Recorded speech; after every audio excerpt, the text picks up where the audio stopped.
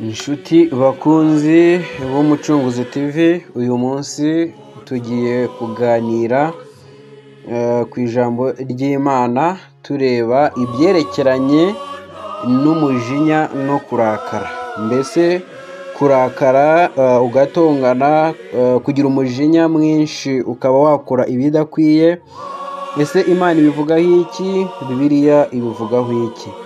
Uyu munsi rero ni umwanya wawe wo kubikurikirana ukamenya uko ugomba kwitwara kugira ngo ubashe kuba mu ruhande Imana ishaka, kubera ko nyine gukontororwa n'umujinya atari byiza.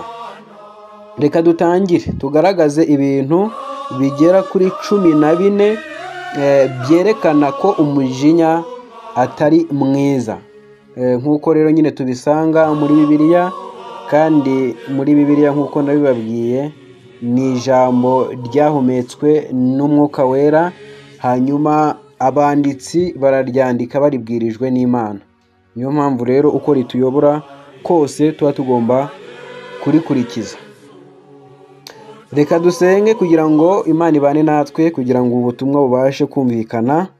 Mana Data, turagushima kuri Imana ikomeye, turagushima kuri Imana y'urukundo, turagushima kuri Imana y'imbabazi, wabigaragarishije ikimenyetso gikomeye ubwo warekaga Yezu Kristo umwana wawe akaza hano mu isi kugira ngo abe incungu y'ibyaha byacu, kugira ngo kandi nyine umwemeye wese akamwizera ahabwe ubugingo buhoraho atarimbuka. Turagushimira rero urukundo rwawe, turagushimira ko tubashije kuza imbere yawe, turagushimira ko tubashije kuza kuri kamera z'Umucunguzi TV kugira ngo nyine ubutumwa washatse kugenera abakunzi cyangwa se abakurikira Umucunguzi TV bubagereho. Ubane natwe rero, Umwuka Wera wawe abane natwe, tuyobore, aba ari we utuvugisha, kandi Uwiteka ntaba ari twe ahubwo aba ari izina ryawe rishyirwa hejuru.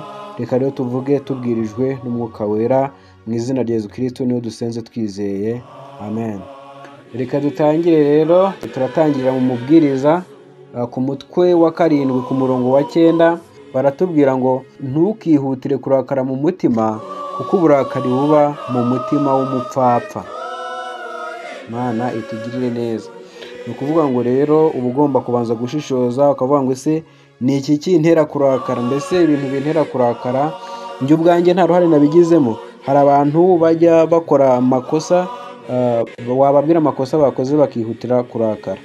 Ibyo rero ntabwo ari byo, Imana ntabwo ibikunda. Hari nubwo rero umuntu ashobora kuba yagukoshereje ukihutira kumurakarira, ukamugaragariza umujinya, ukagaragaza upset cyane, ariko ujye ubanza uhite wibaza ngo jyewe ibyaha nakoze Kristo aza kuncungura, aza kundokora, yigeze angirira umujinya cyangwa yaje anzaniye urukundo? Ko yambabariye yaje anzaniye umujinya cyangwa yaje amfitiye urukundo? Hanyuma nawe wige kubabarira, kubera ko ijambo ry'Imana riravuga ngo dukunde bagenzi bacu nk'uko twikunda. Iryo ni itegeko rikomeye Yezu yadusigiye cyangwa se yaduhaye kugira ngo tubashe kuba muri ino si yuzuye nyine urugomo n'amahane. 2 turajya mu Baefeso cyangwa se Abanyefezi, umutwe wa 4 kuva ku murongo wa 26 kugera ku wa 27. Baratubwira ngo nimurakarana ntimugakore icyaha, izuba ntirikarenge mukirakaye, kandi ntimubererekere Satani. Imana itugirire neza. Aya ni amagambo akomeye, aravuga ngo niturakara ntitugakore icyaha. Bishatse kuvuga iki? Kurakarira umuntu.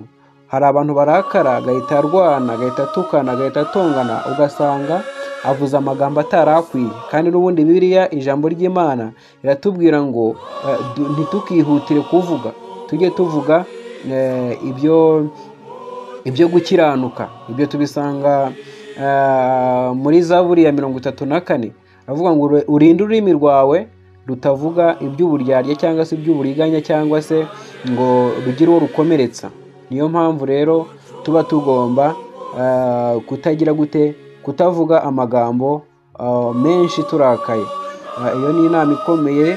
Ngo kandi ngo izuba ntirikarenge tukirakaye, kuko ibyo biramutse bikubayeho waba ubererekeye Satani. Ubwo rero ni uburyo bwiza bwo gukontorora umujinya, tutagomba kugira gute guhutaza iby'Imana dushakaho. Turi bwihute uyu munsi, ntabwo ndi bubatindire. Turareba ikintu cya gatatu cyerekeranye n'umujinya. Turabisanga n'ubundi muri Zaburi ya 37 umurongo wa 8, aravuga ngo reka umujinya va mu burakari, ntugahagarike umutima kuko icyo kizana gukora icyaha gusa. Imana itubabarire. Abanyamujinya ubu hano hari abatangiye gutsindwa. Ni ukuvuga ngo kugira umujinya ntabwo ari byiza, ngo reka umujinya va mu burakari, kuko ngo nta kindi ibyo byagufasha uretse gukora icyaha, kandi turabizi ko twese ibihembo by'ibyaha ari urupfu. None uwo mujinya kugukururira mu rupfu, ko uwo mujinya ugukururira mu kurimbuka, wawureka byaba bitwaye iki? 4 turaza kubisanga muri Yobu umutwe wa 5 ku murongo wa 2, haravuga ngo kuko umujinya wica umupfapfa kandi ishyari ryica ubuze ubwenge. Imana tugirire neza. Mbese ubuze ubwenge? Mbese uri umupfapfa urashaka kwicwa n'umujinya? Ntabwo ari byiza. Rero uhereye none ucyumva iki kiganiro, ucyumva ubutumwa, ndagushishikariza gushaka nyine Uwiteka bigishoboka, nk'uko n'ubundi tubibona muri Yesaya ibice 55 umurongo wa 6, batubwira ngo dushake Uwiteka bigishoboka, hanyuma usange Kristo, umubwiza ukuri, umubwire ati ndi imbata y'umujinya, kandi umujinya nyine uturuka n'ubundi kuri Sekibi, hanyuma agufashe kuwunesha. Twihuse turakomereza kuri 5, turasoma mu Migani, turabisanga mu Migani ibice 15 umurongo wa 1, baratubwira ngo gusubizanya ineza bihosha uburakari, ariko ijambo ribabaza ribyutsa umujinya. Ni ukuvuga ngo birashaka kuvuga iki? Ntabwo ari byiza gusubizanya umuntu ubugwanabi igihe yakoze ikosa, ahubwo ibyo byose bishobora guhosha uburakari umusubiza neza. Nawe niyo yaba ari umuntu wagukoshereje, ntabwo ugomba kumusubizanya umujinya. Niba ari n'uwo wakoshereje, wemere uce bugufi umusabe imbabazi, nk'uko n'ubundi Imana idusaba guca bugufi tugasaba imbabazi. Rero reka dukomereze ku kintu cya 6 dusanga muri Bibiliya. Turaza kubisanga rero mu Migani umutwe wa 21 ku murongo wa 14, haravuga ngo ituro ritanzwe rwihishwa rihosha uburakari, n'impongano zihishwe mu kwaha zoroshya umujinya ukaze. Imana itugirire neza. Birashaka kuvuga iki? Bivuga ngo nubwo waba waguye muri icyo cyaha cyo gucumura bitewe n'umujinya, wiherere usabe imbabazi, ubwire Uwiteka uti mbabarira. Ibyo byoroshya umujinya ukaze Uwiteka yatugirira. Kandi nawe niba wakoshereje umuntu, uce bugufi, kubera ko tumaze kubona ko impongano zihishwe mu kwaha zoroshya umujinya ukaze. Birashaka kutubwira ko rero guca bugufi ni ikintu gikomeye, cyane cyane guca bugufi mu mutima, ukamenya uburyo utwara umuntu wakoshereje cyangwa se wagukoshereje. 7 twihuse turabisanga mu Migani ibice 27 umurongo wa 4, baratubwira ngo uburakari butera urugomo kandi umujinya umeze nk'isuri, ariko ninde washobora kwihanganira ishyari? Icyo ni ikibazo. Ni ukuvuga ngo birashaka kutubwira iki? Ntabwo nimba uburakari butera urugomo, kandi urugomo ari icyaha, nk'uko n'ubundi tubibona mu Bagalatiya ibice 5 duhereye ku murongo wa 19, tubonamo imirimo ya kamere. Umujinya, uburakari, ibi biri mu mirimo ya kamere, kandi iyo mirimo ng'uyikora yose, ng'ufite ibisa bityo cyangwa ubikora, ntabwo yaragwa ubwami bw'ijuru. Urumva iki? Uburakari n'umujinya byawe byakubuza ijuru. Niyo mpamvu rero dusabwa kwitonda. Hanyuma ubwo ikintu cya 8 dusanga muri Bibiliya kirekeranye n'umujinya, turabisanga muri Yohana umutwe wa 3 umurongo wa 36, baratubwira ngo uwizera uwo mwana aba abonye ubugingo buhoraho, ariko utumvira uwo mwana ntazabona ubugingo, ahubwo umujinya w'Imana uguma kuri we. Urumva ko rero umujinya w'Imana tuba tugomba kugira gute? Kugendera kure, tukirinda ko Imana yatugirira umujinya, tukirinda ko Imana yaturakarira, kubera ko tutizera Yezu Kristo nk'umwana w'Imana ntabwo ari byo, kandi umwizera aba abonye ubugingo.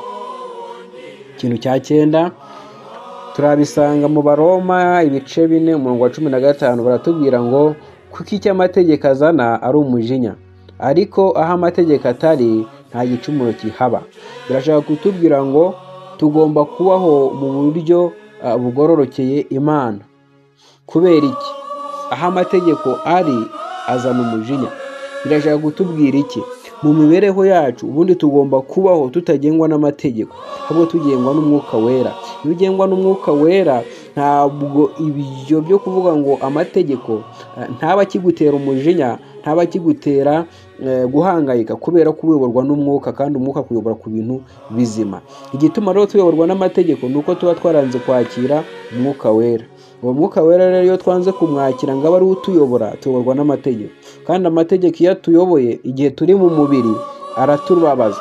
Iyo tubabaje twagira umujinya, dukora ibidakwiye. Ibyo bidakwiye rero nibyo bidusunikira mu kurimbuka. Ubwo birumvikana ko tugomba kwisubiraho tukareba ngo mbese ninde unyobora? Mbese ndiyobora? Mbese nyoborwa n'amategeko? Rero nusanga utayoborwa n'Umwuka Wera, nusanga utayoborwa na Roho Mutagatifu, uhere uyu munsi ucyumva ubu butumwa, hanyuma utangire usaba Imana kuguha umuyobozi ari wo Mwuka Wera. Imana ishimwe. 10 turabisanga mu Bagalatiya ibice 5 umurongo wa 20, baratubwira ngo no gusenga ibishushanyo n'ishyari n'umujinya n'amahane. Birashaka kuvuga iki? Umujinya, icyo nshaka kubabwira hano ni uko umujinya uri mu mirimo ya kamere. Kandi ubwo biratubwira iki? Biratubwira yuko umujinya nimba biri mu mirimo ya kamere, ntabwo tuba tuyoborwa n'Umwuka, birumvikana. Kandi iyo tutayoborwa n'Umwuka, ntabwo tuba turi abana b'Imana, kuko ijambo riratubwira ngo abayoborwa n'Umwuka Wera nibo bana b'Imana. Ubwo rero uyu mujinya ntabwo ari mwiza ku mukristo, ntabwo umujinya ari mwiza ku mugenzi ujya mu ijuru. Imana idutabara. Hanyuma 11 nababwiye ko nibabwira ibintu nyine 14 Bibiliya ivuga ku mujinya. Ubwo kuri 11 turabisanga mu Befeso cyangwa se Abanyefezi ibice 4 umurongo wa 31, baratubwira ngo gusharira kose n'uburakari n'umujinya n'intonganya no gutukana hamwe n'igomwa ryose bibaveho. Birashaka kutubwira iki? Ibyo byose ntabwo byatubaho turi abana b'Imana. Niyo mpamvu ugomba kwiga kubaho ukontorora umujinya, kuko ni igikoresho Satani akoresha agukoresha. Umujinya ni igikoresho cya Satani. Ubundi umujinya, uburakari n'ishyari n'amahane nyine nk'uko ubyumva, ni ibikoresho Satani anyuramo agukoresha. Mbese uremera kuba igikoresho cya Satani, cyangwa urahitamo kumvira Imana umuremyi wawe? 12 ntabwo ndi bubatindire, kuko buri wese yanafata Bibiliya akisomera, akareba iyo mirongo ndi kubabwira, akamenya ibyimbitseho neza. Hanyuma 12 turabisanga mu Bakolosayi ibice 3 umurongo wa 8, baratubwira ngo ariko none mwiyambure ibi byose: umujinya n'uburakari n'igomanwa no gutukana, kandi ntihakagire amagambo ateye isoni aturuka mu kanwa kanyu. Imana nidutabare, nitubabarire. Uri kubyumva? Umujinya ukomeje kugaruka. Tubireke, tureke umujinya, kubera ko abantu benshi ugasanga umuntu rwose yanze kubabarira, yanze gutanga imbabazi, ahorana umushiha, ariko akiyita ko asenga. Ndakubwiza ukuri ko nta misengere iyo ntayo, ntabwo waba uri gusenga, ahubwo waba umeze nk'uri kugosorera mu rucaca, kubera ko umunsi w'urubanza wazabazwa iby'ubwo burakari, iby'uwo mujinya, iby'iryo shyari no kwanga kubabarira. Twakomeje kuri 13 turabisanga muri Timoteyo wa mbere umutwe wa 2 ku murongo wa 8, baratubwira ngo nuko ndashaka ko abagabo basenga hose barambuye amaboko yera, abadafite umujinya kandi batagira impaka. Wabyumvise? Umujinya n'impaka ni ibintu Imana itishimira. Wibuke ko aya ni amagambo cyangwa se n'ubutumwa bwiza Imana yatumenyesheje kugira ngo bizatubere inzira, bizatubere impamba y'urugendo igihe turi kugana mu ijuru. Ubundi buriya Bibiliya yuzuyemo ijambo pure ry'Imana. Iyo usomye Bibiliya uba uri kuvugana n'Imana mu ijambo ryayo. Rero Imana yandikishije Bibiliya atari ukugira ngo idushyireho umutwaro, ahubwo Imana yandikishije Bibiliya ari ukugira ngo tubone inzira. Hamwe wabuze inama, wabuze umuntu ukugira inama, hamwe wabuze umuntu ukuba bugufi, uze usome Bibiliya ikubwire ngo ibintu by'intonganya n'umujinya n'uburakari no kutababarira bireke, uzabona ubwami bw'ijuru. Nicyo Bibiliya ibereyeho, ntabwo ari umutwaro. Niyo mpamvu ngiramo inama abantu gusoma Bibiliya. Muhindukire igitabo kirimo ubugingo, abantu bagiteye umugongo, igitabo kirimo ubuzima buhoraho, kirimo umuti w'ibibazo byose twibaza, kirimo ibisubizo by'ibibazo byose tugira, twagiteye umugongo. Ahubwo twirirwa dusoma ibintu bigira gute, bidusubiza inyuma mu mwuka. Niba ushaka gukura mu mwuka, soma Bibiliya, umenye icyo ijambo rivuga, umenye icyo Imana ivuga, maze wegere Imana. Wakuzura umwuka wera gute kandi wifitemo uburakari, umujinya? Ntabwo byakunda. Hanyuma icya 14, mbibutse ko atari cyo cya nyuma kiri muri Bibiliya kivuga ku ijambo ry'Imana ku byerekeye umujinya, ahubwo nuko aribyo nabashije gukusanya, nawe wabona ibindi. Ibyo turabisanga muri Yakobo igice cya 1 umurongo wa 20, baravuga ngo kuko uburakari bw'abantu budasohoza ibyo gukiranuka kw'Imana. Imana idutabare. Ngo kuko uburakari bw'abantu budasohoza ibyo gukiranuka kw'Imana. Uri kubyumva? Ni ukuvuga ngo uburakari ntabwo bwatuma ugera ku mugambi Imana ikwifuzaho, ku mugambi Imana igufiteho. Satani rero abukoresha kugira ngo aguteshe inzira y'Imana, nurangiza nawe ugire gute, uzarimbuke nkawe.